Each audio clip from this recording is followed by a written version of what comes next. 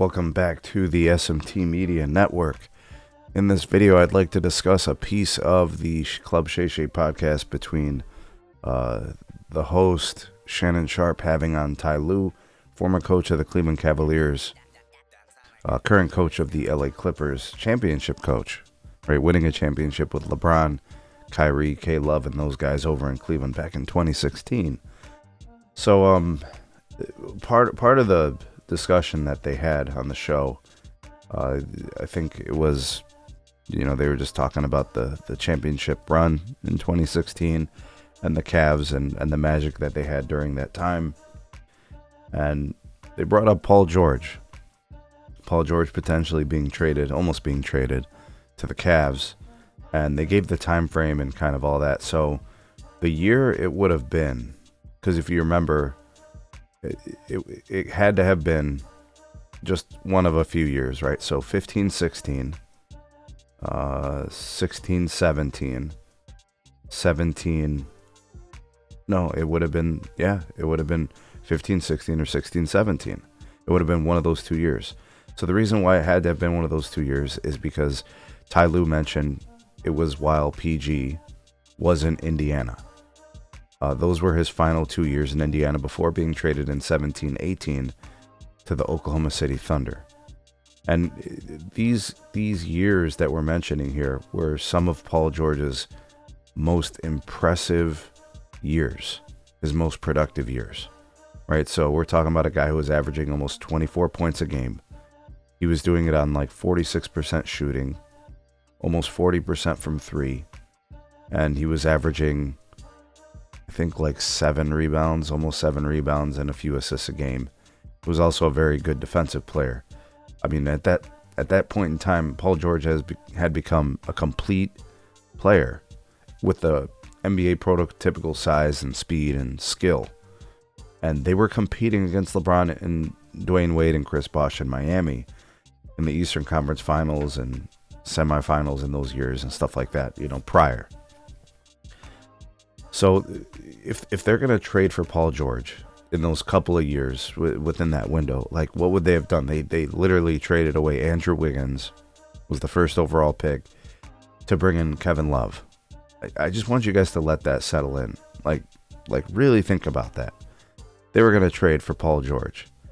First of all, how do you do that without getting rid of a guy like Kevin Love or Kyrie Irving? You know they didn't want to get rid of Kyrie.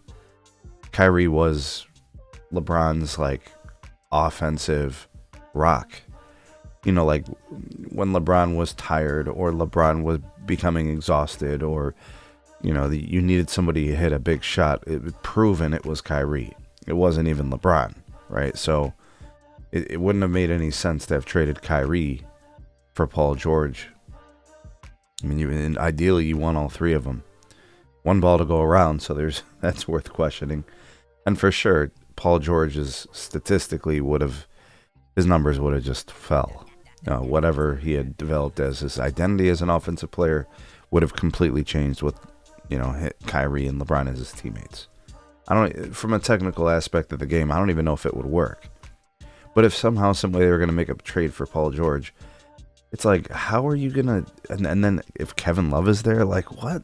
It doesn't even make any sense. So I'm not sure they trade Kyrie or if they trade Kevin Love to try to acquire Paul George and reconstruct the team and what they would do. But it would make more sense to do what the Cavs did in trying to recreate a team that could win, like how Miami did, right? So LeBron wasn't a great shooter, so you have Chris Paul who can stretch the floor and is a consistent shooter.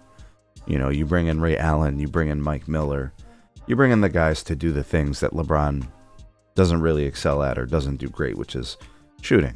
So Paul George, does give you that. He's obviously a much better shooter than LeBron, I think. Whether it's just looking statistically at percentages or just, you look at the eye test, how and when they take their shots and where they make them on the floor under the different circumstances. But it goes to show you that, when it comes to LeBron and, his career, it's going to forever be marked by the insatiable appetite to try to really, really put odds-on favorites to get to the finals, right? Like he really was trying to get to the finals every year and compete for championships, which is commendable. I mean, there's nothing wrong with that.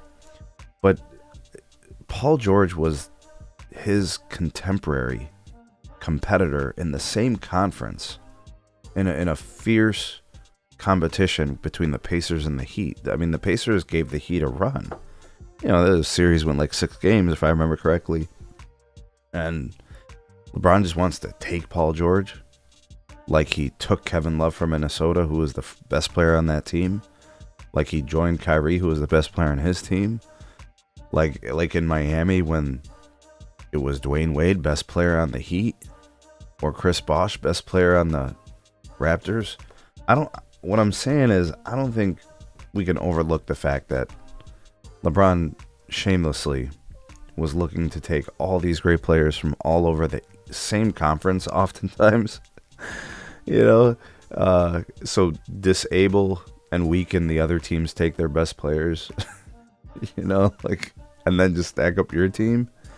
This is crazy, man. And for Ty Lue to admit it, I mean, what, and now you hear talks about like LeBron and Steph, you know, LeBron going to the Warriors. Like, it's not so crazy.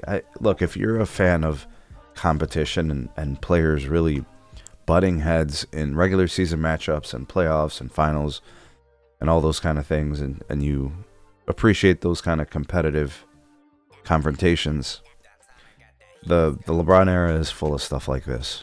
And it could have been worse, actually, based on what we're hearing from guys like Ty Lue and others, you know? So this doesn't help.